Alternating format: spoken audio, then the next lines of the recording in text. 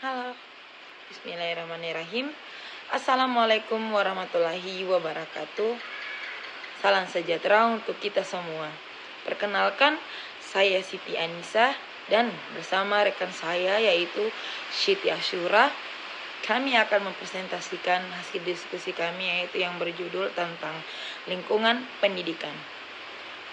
Sebelum memulai, saya ada sedikit kata-kata menarik dari Nelson Mandela, yaitu pendidikan adalah senjata yang paling mematikan di dunia, karena dengan pendidikan Anda dapat mengubah dunia. Oke, pertama-tama saya akan membacakan latar belakang makalah saya, yaitu pendidikan adalah aspek penting dalam membentuk individu dan masyarakat.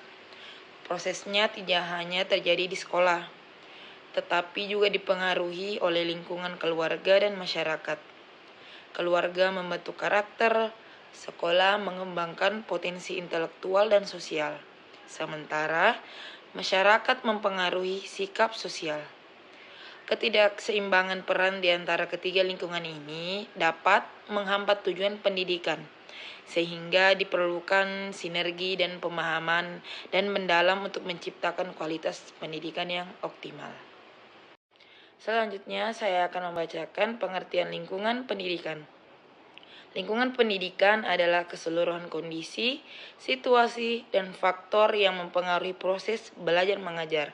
Yang meliputi yang pertama itu ada aspek fisik, ruang kelas yang nyaman dengan pencahayaan dan ventilasi yang baik, serta fasilitas seperti laboratorium dan perpustakaan. Yang kedua ada aspek sosial, interaksi yang positif antara siswa, guru, dan orang tua yang menciptakan suasana belajar yang kondusif. Yang ketiga ada aspek budaya, nilai-nilai dan norma yang berlaku dalam komunitas yang membentuk perilaku dan sikap siswa. Yang terakhir ada aspek psikologis, suasana mental yang mempengaruhi motivasi dan kepercayaan diri siswa. Jenis-jenis lingkungan pendidikan.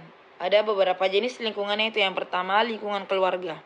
Keluarga adalah tempat pertama di mana anak belajar nilai-nilai dasar. Peran orang tua dalam memberikan dukungan emosional dan pendidikan awal yang sangat penting.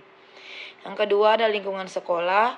Sekolah sebagai lembaga formal menyediakan pembelajaran terstruktur dan interaksi sosial yang mendukung perkembangan akademis dan sosial siswa. Yang ketiga ada lingkungan masyarakat. Masyarakat memberikan konteks lebih luas untuk belajar, termasuk nilai-nilai budaya dan sosial yang mempengaruhi perspektif siswa. Yang keempat ada lingkungan sosial. Hubungan antar individu di sekolah, termasuk kerjasama dan persahabatan, sangat mempengaruhi pengalaman belajar. Dan yang terakhir ada lingkungan fisik. Fasilitas yang memadai seperti ruang kelas, laboratorium, dan area bermain sangat mempengaruhi terhadap kenyamanan dan konsentrasi siswa. Pengaruh lingkungan pendidikan. Lingkungan pendidikan yang positif berdampak besar pada yang pertama, yaitu perkembangan kognitif. Siswa akan lebih mudah memahami materi jika lingkungan belajar nyaman dan mendukung.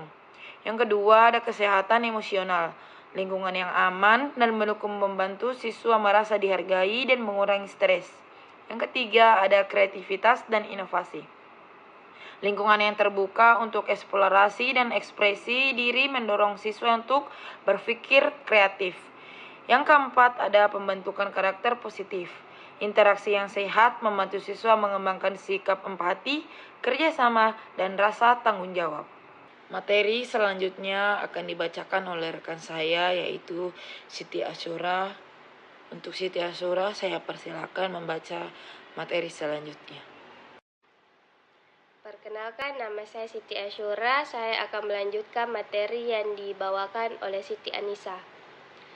Selanjutnya itu menciptakan lingkungan pendidikan yang ideal. Untuk menciptakan lingkungan pendidikan yang ideal, beberapa aspek harus diperhatikan. Yang pertama, lingkungan fisik yang mendukung. Desain ruang kelas terang, sirkulasi udara baik, tata letak ergonomis, fasilitas, laboratorium, perpustakaan, ruang seni, olahraga, dan komputer. Kebersihan dan keamanan, bebas sampah, ventilasi baik, jalur evakuasi jelas, petugas keamanan. Yang kedua, lingkungan sosial yang harmonis. Guru menjadi teladan dan membina hubungan positif dengan siswa. Interaksi sosial antar siswa, kerja kelompok, diskusi, dan kolaborasi. Peran orang tua, terlibat dalam kegiatan sekolah dan proses belajar anak. Yang ketiga, lingkungan psikologis yang sehat. Iklim sekolah suportif dan inklusif. Kesalahan sebagai bagian dari proses belajar, bukan untuk dihukum. Guru memberikan umpan balik konstruktif dan motivasi. Layanan konseling tersedia dan stigma kesehatan mental diminimalkan. Selanjutnya yang keempat, lingkungan budaya yang positif.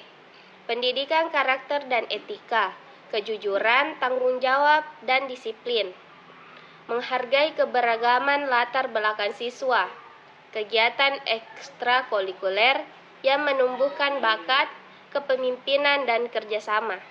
Selanjutnya, pentingnya keterlibatan orang tua.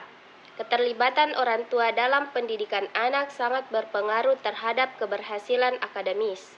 Beberapa cara untuk meningkatkan keterlibatan ini meliputi: yang pertama, menghadiri pertemuan orang tua di sekolah, mendukung kegiatan ekstrakurikuler dan pembelajaran di rumah, berkomunikasi secara terbuka dengan guru mengenai perkembangan anak.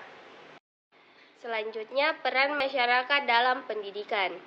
Masyarakat juga memiliki peran penting dalam pendidikan, antara lain yang pertama menyediakan sumber daya untuk kegiatan pendidikan seperti program pelatihan dan workshop, mengadakan kegiatan pemberdayaan masyarakat yang melibatkan siswa, menyediakan kesempatan bagi siswa untuk berpartisipasi dalam kegiatan sosial yang bermanfaat. Implementasi teknologi. Dalam pendidikan, teknologi dapat menjadi alat yang sangat efektif dalam meningkatkan pengalaman belajar. Yang pertama, memanfaatkan alat digital untuk pembelajaran interaktif. Yang kedua, menggunakan platform online untuk kolaborasi dan komunikasi antara siswa dan guru. Yang ketiga, memberikan pelatihan tentang penggunaan teknologi yang aman dan bertanggung jawab. Baik, selanjutnya kesimpulan akan dibacakan oleh rekan saya, Siti Anissa. Terima kasih. Oke, saya akan membacakan kesimpulan dari presentasi saya dan teman saya, yaitu lingkungan pendidikan memiliki peran krusial dalam membentuk perkembangan peserta didik secara holistik. Lingkungan yang kondusif tidak hanya mendukung pencapaian akademis, tetapi juga perkembangan emosional dan sosial siswa. Oleh karena itu, kolaborasi antar sekolah, keluarga, dan masyarakat sangat penting untuk menciptakan lingkungan yang mendukung semua aspek perkembangan siswa. Mungkin itu saja materi dari saya dan teman saya, Siti Asyura. Mohon dimaafkan apabila ada kesalahan dan salah pengucapan. Wabillahi taufiq wal hidayah. Wassalamualaikum warahmatullahi wabarakatuh. Terima kasih. Cukup sekian presentasi dari kami. Presentasi yang usai begitu cepat. Sama halnya dengan dia yang kisahnya singkat namun kenangannya melekat.